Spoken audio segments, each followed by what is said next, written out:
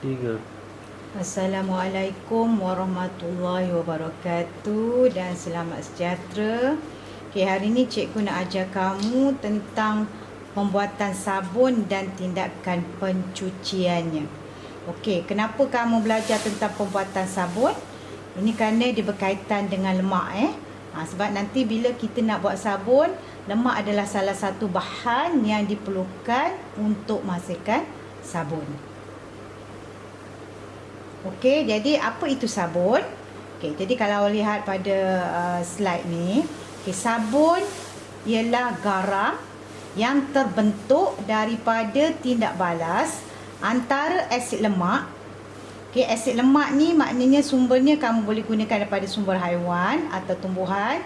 Yang mana lemak tadi dia akan bertindak balas dengan alkali. Dan biasanya alkali yang kita gunakan semasa proses pembuatan sabun di dalam amal, kita gunakan larutan natrium hidroksida.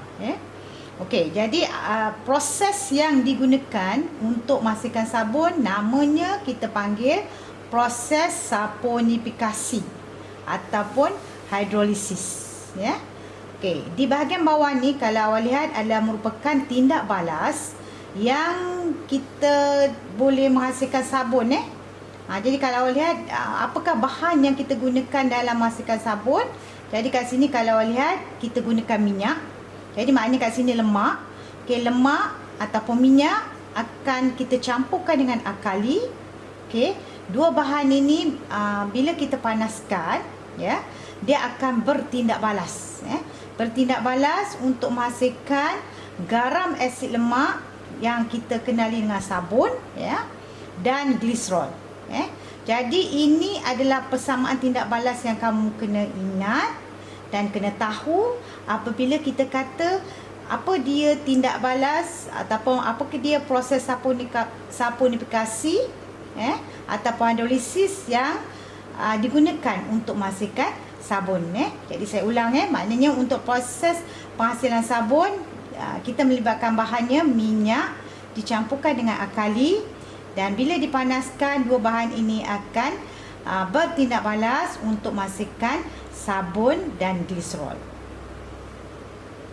Okey, kalau awak lihat ini adalah carta alif yang menerangkan proses penghasilan sabun, iaitu proses saponifikasi. Okey, jadi kalau awak lihat kat sini dia punya urutan dia punya tindak balas dia tu Okey, jadi maknanya tadi saya dah beritahu kan. Maknanya bila kita lakukan proses penghasilan sabun, kita akan gunakan asid lemak. Asid lemak ni maknanya sumbernya yang saya beritahu tadi, maknanya akan boleh gunakan lemak daripada tumbuhan ataupun haiwan. Tapi biasanya kita pakai lemak daripada tumbuhan lah. Maknanya kita gunakan minyak. Jadi asid lemak akan dididihkan dengan alkali pekat jadi seperti larutan natrium hidroksida. Okey, jadi bila dia dipanaskan dua bahan tadi dipanaskan, dia akan bertindak balas untuk menghasilkan sabun yang kita panggil sebagai garam asid lemak dan gliserol akan terhasil. Jadi makna hasil pada tindak balas tadi dua bahanlah yang terbentuk sabun dan gliserol.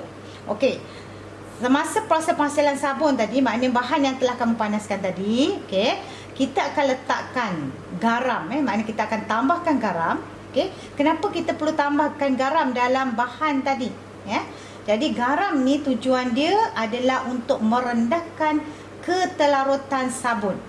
Jadi ini akan menyebabkan sabun yang terhasil tadi akan membentuk ampaian. Ampaian yang awak akan perhatikan nanti bila awak buat eksperimen, awak akan nampak ampaian itu atau pemendakan itu dia akan terapung atau terapung di atas permukaan larutan. Larutan yang kamu gunakan untuk membuat eksperimen tadi. Jadi bila sabun tadi terapung di bahagian atas tadi, jadi ini akan memudahkan kamu nak asingkan sabun daripada larutan gliserol yang terhasil tadi. Okey. Jadi selepas kita dah dapatkan sabun kita dah asingkan, jadi sabun yang terhasil tadi kita boleh letakkan pewangi dan pewarna setelah kita tulenkan lah. Okey, jadi tujuan kita letakkan pewangi supaya sabun tadi berbau harum, ya, dan kita letakkan pewarna tu supaya keadaannya lebih cantik lah. Okey, yang berikutnya saya nak terangkan tentang tindakan pencucian sabun. Jadi kamu memang dah tahu bahawa sabun tu berfungsi untuk membersihkan kotoran. Jadi kamu kena tahu macam mana sabun tadi mampu menanggalkan kotoran. Jadi awak kena perhatikan dahulu apa dia struktur molekul sabun. Jadi molekul sabun terdiri pada dua bahagian, iaitu bahagian kepala dan bahagian ekor. Okey, bahagian kepala dia, bahagian kepala kita katakan dia bersifat hidrofilik. Hidrofilik tu apa maksudnya? Hidrofilik maksudnya dia bersifat larut dalam air. Okey. Saya ulang hidrofilik dia bersifat larut dalam air. Okey, manakala bahagian ekor dia bersifat hidrofobik. Okey, hidrofobik ni apa maksudnya? Hidrofobik ni maksudnya bahagian ini akan larut dalam minyak. Hidrofobik larut dalam minyak. Jadi jangan kelirulah. Okey, hidrofilik larut dalam air, hidrofobik larut dalam minyak. Okey, kita tengok macam mana dia punya proses proses ataupun proses tindakan pencucian sabun tadi.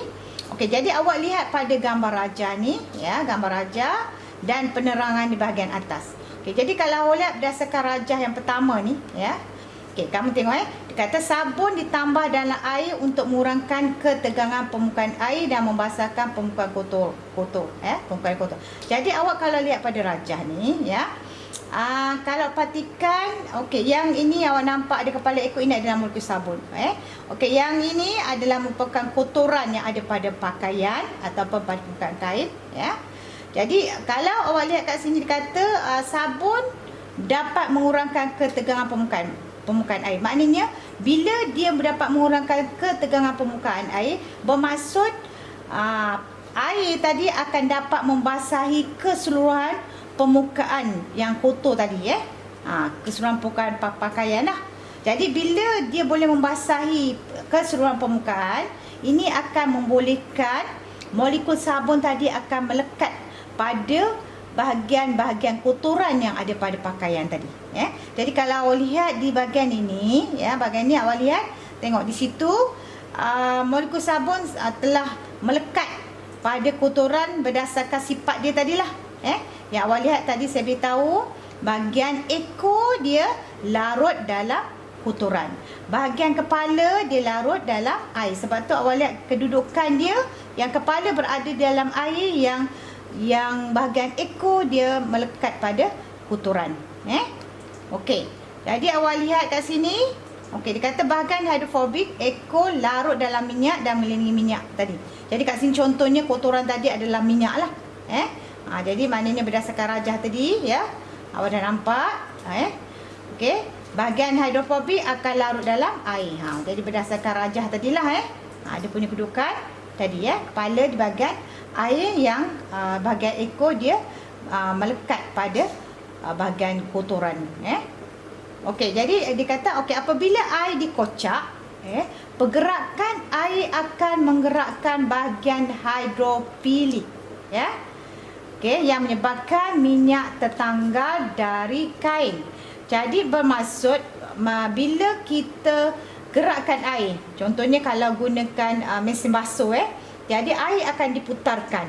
Bermaksud bila air diputarkan, air digerakkan, maknanya bahagian kepala tu, bahagian kepala, dia akan tertarik sebab dia larut dalam air, kan. Jadi bila bahagian kepala, molekul sabun tadi ditarik, automatik bahagian bahagian ekor yang melekat pada kotoran tadi juga akan tertarik sama. Okey. Jadi pergerakan air itu akan menyebabkan kotoran tadi akan tertanggal disebabkan oleh tarikan ataupun gerakan air tadi yang menarik bahagian kepala, bahagian kepala air, kepala molekul sabun tadi, Okey, saya rasa awak boleh faham kan maksud kalau awak berdasarkan gambar ni, Okey, jadi bila kotoran tadi telah tertanggal, jadi kalau melihat di sini ya, kotoran tadi dah tertanggal Jadi bila tertanggal maknanya bila kita bilas ataupun bila kita buang. Kita buang air yang telah mengandung kotoran tadi, maknanya kotoran tadi akan dibuang bersama dengan air tersebut. Jadi maknanya bila awak bilas makna awak ganti-gantikan dengan air, maknanya semua kotoran tadi yang telah tertanggal akan dibuang bersama dengan air. Ya. Itu dia punya proses bagaimana tindakan pencucian sabun tadi berlakulah. Jadi kalau awak nampaklah, maknanya kalau tak ada sabun, bermaksud memang kotoran tadi tidak akan boleh tertanggal. Sebab tidak ada bahagian yang akan melekat pada kotoran tadi. Ya. Jadi maknanya kalau awak gunakan air saja, maknanya memang kotoran tidak akan tertanggal. Okey, saya rasa awak faham ya.